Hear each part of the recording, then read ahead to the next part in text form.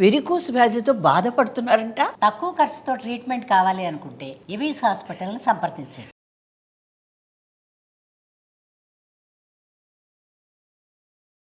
నమస్తే రమగారు. నమస్తే జయ. రమగారు, ఏదైనా మంచి స్టోరీ చెప్పండి అండి. పంచాయతీ కథ చెప్తా. ఓ, ఈ పంచాయతీ కథ ఇంచుమించుగా పాతకాలపు భాష ఉంది. 18th అంటే 40లో అట్లా రాయబడింది.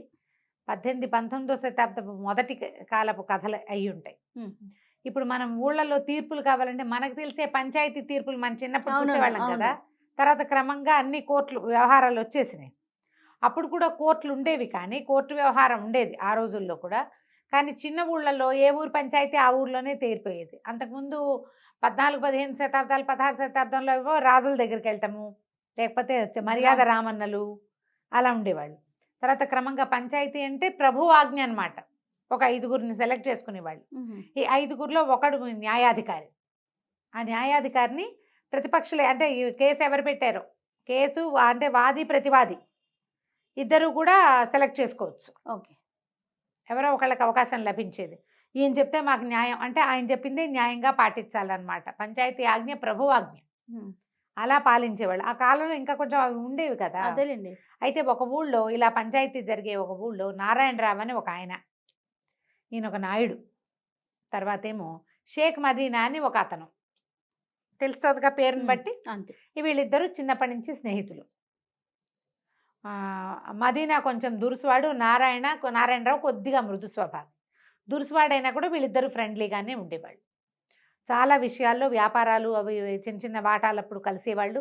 ఏదైనా వ్యవహారం ఉన్నప్పుడు కలిసి మాట్లాడుకునేవాళ్ళు. తర్వాత ఒకళ్ళకి మీద ఒకళ్ళకి ప్రీతి ఉండేది. ఇంకా ఎలా ఉండేదంటే, నారాయణరావు ఏదైనా యాత్రలకు వెళ్తే తన పొలం పుట్ర వ్యవహారాలన్నీ ఈ మదీనాకు అప్పచెప్పేవాడు. మదీనా కూడా యాత్రలకు వెళ్ళేవాడు వాళ్ళ అమ్మని తీసుకుని, దర్గాలు అవి చూడడానికి.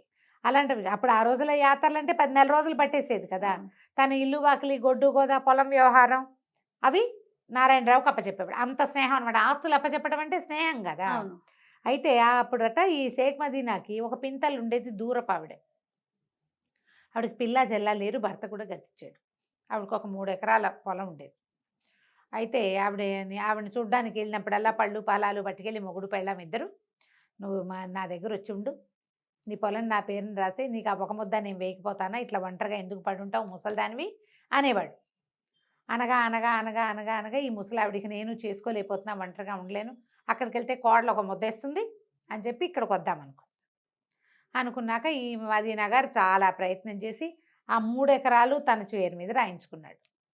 ఆ ముద్ర పడిన దగ్గర నుంచి ఇక మొదలు ఆ ముద్ద వేసే బాధ కష్టంగా ఉంది వాళ్ళకి. ఏదో ఒకటి అనేది కోడలు బేగం గారు తిట్టేది, విసుక్కునేది, ఈవిడ ఒకటి తగలబడింది అనేది. అంతకుముందు చక్కగా స్వీట్లు గీట్లు చేసి పట్టుకెళ్ళి మంచిగా షీర్ కుర్మాలు అవి పెట్టేవాళ్ళు. షీర్లు లేవు, కుర్మాలు లేవు, కూరలకే గతి లేదు, ఏదో పచ్చడి మెతుకులు పడేసేవాళ్ళు. ఆ పడేసే తిండి కూడా తిట్టేది, విసుక్కునేది. ఇంట్లో చిన్నపిల్లలు ఉంటే చేయలేక చస్తుంటే ముసలాళ్ళకి ఎక్కడ చేస్తామనేది. ఆవిడకి మెత్తగా వండాలి, పిల్లాడికే వండుకోనా నీకే వండనా అనేది. నానా రకాలు, ఎన్ని రకాలో, ఎంత విసగటో. ఒక మనిషి వచ్చి అదనంగా మన ఇంట్లో ఉంటే ఆ మనిషి పని చేయదు, వేళకి దానికి అన్నం పెట్టాలి అంటే ఎంత కష్టమో. లోక సహజంగా జరిగేదే కదా.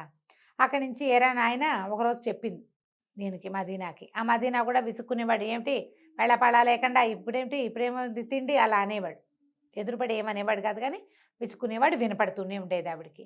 ఇక ఉండలేక ఆవిడ విసిగిపోయి ఓ రోజు వచ్చి, మదీనా నాయన నేను వేరే ఉంటా, నీ ఆవిడ బాధలు నేను పడలేకుండా ఉన్నా, నాకు నెలసరి ఖర్చు ఇచ్చేయి, నువ్వు నాది కాచుకుని తాగుతా, నేను మీ ఇంట్లో నీకు అడ్డంగా ఉండను, నీ పిల్లల మధ్యలో నేను కూడా ఓ పిల్లగా ఉంటే మీ ఆవిడ భరించలేకపోతుంది అనేసరికల్లో కేకలేశాడు. అదేమిటి ఇంకా నయం, కాచుకుని తాగటం ఏమిటి, నీకు పైగా నువ్వు నాకు ఇచ్చిన దానికి నేను నీకు నెలసరి ఇచ్చేదానికి సరే ఒక నెలకు వస్తుంది, మిగిలిన 11 నెలలు నీకు ఎవడిస్తాడు, ఏదో ఒక వేస్తున్న ముద్ద తిని ఉండాలి కానీ అన్నాడు. నా పొలం రాయించుకునేదాకా నువ్వు ఆగలేదు కదుట్రా అందావిడ. అనేసరికల్లా ఏమన్నాడు, నువ్వు ఇన్నాళ్ళు బతుకుంటావని నాకు తెలుస్తామా, చస్తున్నా నేను మొయ్యలేకన్నాడు. దాంతో ఆవిడ ఇంకా ఊరుకోలే. పైగా చుట్టుపక్కల ముసలమ్మలు ఉంటారు కదా, నీ పొలం తింటూ వాళ్ళు నిన్ను అంటమేమిటి అని ఈవిడ ఎగసం చూశారు. సరే ఈవిడ పంచాయతీకి వెళ్ళింది. పంచాయతీలో ఎవరెవరిని పెట్టుకోవాలో వాళ్ళందరికీ ఇళ్ళకెళ్ళి మాట్లాడింది. ఎందుకమ్మా ముసలిదానివి, రేపొద్దున నేను అయిపోయావంటే నిన్ను లాగిపడేయాల్సిన వాడు వాడేను, మరి అట్లా చేసుకోబోక పంచాయతీ దాకా వెళ్ళొద్దు అని వెళ్ళొద్దు చెప్పారా? అని చెప్పారు. కాదంది ఆవిడ. కాదు, 3 ఎకరాలు నా పొలం నా దగ్గర ఉంటే ఎవడో ఒకడు రోడ్డు మీద పోయేవాడైనా లాగేస్తాడు, అంతేగాని నన్ను అడిగి నన్ను ఇంటికి తీసుకొచ్చాక ఈ రకంగా చేసిన వాడితో నేను చచ్చినా ఉండనంది ఆవిడ. గట్టిగా ఉంది.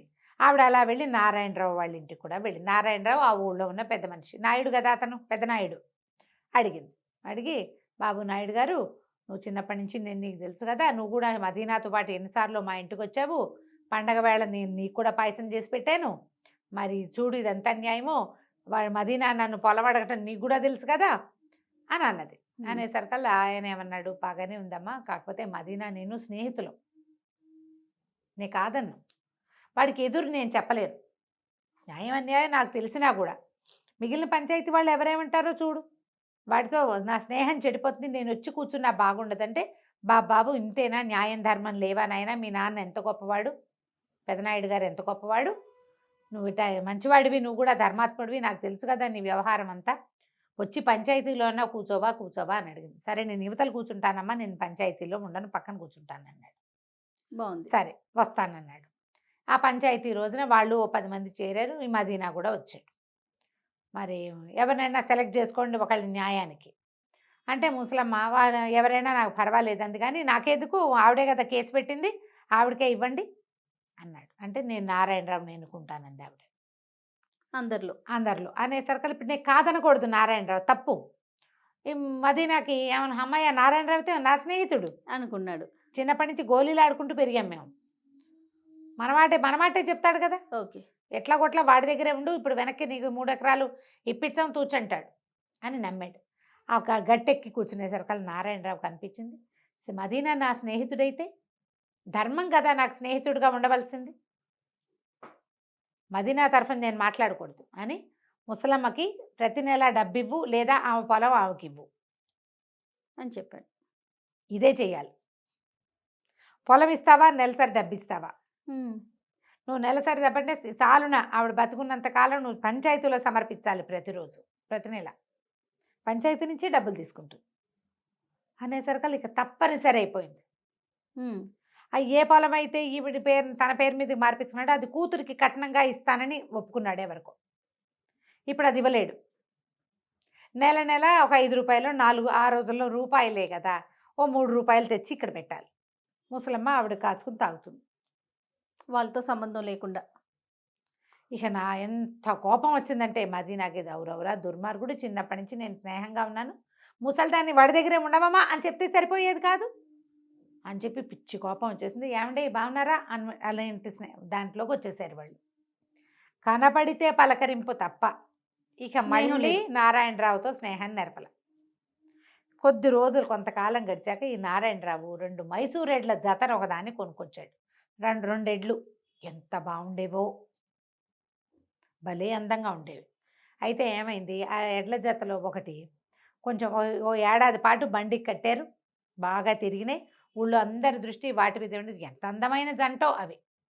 సడన్గా ఒక ఎద్దు కాస్త చనిపోయేసరికల్లా మదీనా అందరి దగ్గర ఫ్రెండ్స్ దగ్గర ఏమనేవాడంటే, నాకు అన్యాయం చేశాడు, వాడికి శాస్తి అయింది, నాదే కొట్టింది, బేగం గారు కూడా అలాగే అనేది, ఇట్లాగే అనేవాళ్ళు వెనకాల మాటలు అనమాట. అయితే ఏమైంది, ఒక్కెద్దే ఉంది, ఈ ఒక్కెద్దుకి దానికి సరిపడా జంటను కొనడానికి చాలా ట్రై చేశాడు, కానీ పొట్టో ఏవి సమానంగా వచ్చేవి కాదు. అయితే ఆ ఊళ్ళో అప్పలస్వామిని ఒక బండి ఒంటెద్దు బండి వ్యవసాయం చేసుకునేవాడు ఒక అతను ఉండేవాడు. పెళ్ళాం అప్పలమ్మ, అతను అప్పలస్వామి. అతను ఏం చేశాడు, ఈయన దగ్గరకు వచ్చి, నారాయణరావు నాకు ఒంటెద్దు బండి ఉంది కదా, పాత ఎద్దు ఎప్పుడో పోయింది, బండి అలాగే ఉండిపోయింది, మరి ఊళ్ళో అంతా మాసోళ్ళు వచ్చినా ఇప్పుడంతా వడ్లను ఇళ్ళకి చేర్చుకునే రోజులు, ఇలాంటప్పుడు కనుక నాకు ఎద్దు దొరికిందా, నేను చాలా హాయిగా వ్యాపారం చేసుకుంటాను అని మీ ఎద్దుని నాకు ఇవ్వండి అన్నాడు. 200 ఎద్దు, 400 పెట్టి తెచ్చాడు, 200కి ఒక ఎద్దు పోయింది పాపం. ఈ రెండో ఎద్దుకి 200 అంటే ఏమన్నాడు, అలాగే బాబు కొంచెం వ్యాపారం సాగనివ్వండి ఇస్తానన్నాడు. సరే ఈ బండి కట్టుకుంటే బండి చక్క పరిగెత్తేది, విపరీతంగా బండి వ్యాపారం చేసుకున్నాడు అప్పలస్వామి.